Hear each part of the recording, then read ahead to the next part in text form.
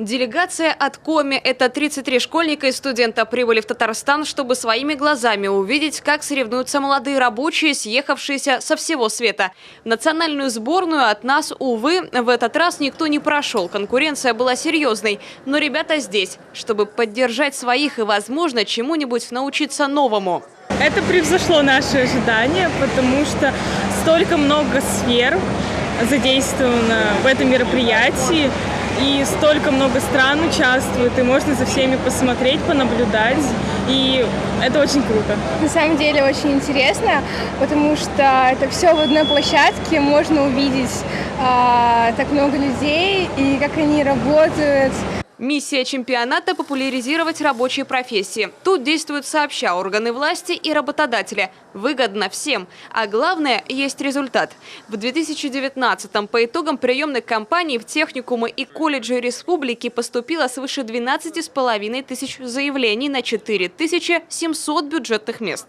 Очень востребованы в этом году профессии медицинского направления, педагогического, парикмахерское искусство, автомеханики будущее, сварщики. Хотелось бы, чтобы был такой же интерес у ребят по мастерам жилищно-коммунального хозяйства, потому что все-таки это профессия перспективная.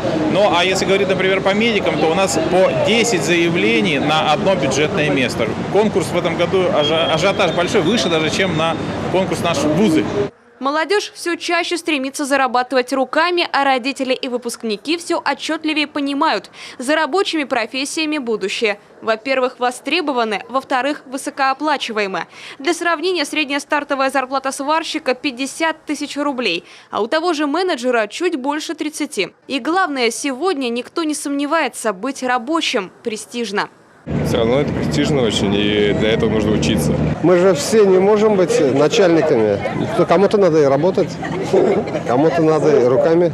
Какое же производство без рабочего? Наши ребята из Коми хотят быть медиками, сварщиками, косметологами, парикмахерами. Приехали не только поддержать соотечественников, но и набраться опыта. Сегодня, так сказать, съездить на разведку, чтобы в следующий раз, когда сами будут в роли участников, чувствовать себя более уверенно.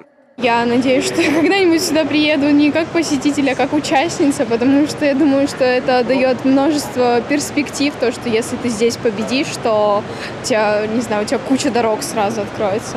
Отрадно, что главный приз Гран-при взяла Анастасия Камнева. К слову, это первая высокая награда в истории России. Химик из Ярославля набрала максимальное количество баллов среди всех участников, а их больше 1000. Достаточно посмотреть на эмоции, и даже слова не нужны, чтобы понять, что девушка чувствовала в тот момент. И этого достаточно, друзья. Просто поаплодируйте от всей души. У всех конкурсантов большое будущее, ведь это лучшие из лучших со всех континентов. А Россия на чемпионате только подтвердила свой высокий профессионализм. В общекомандном медальном зачете мы вторые, обогнал нас только Китай. Бронза же у других азиатских гостей – Кореи. Анна Зубарева, Олег Юшков, телеканал Юрган, Республика Татарстан.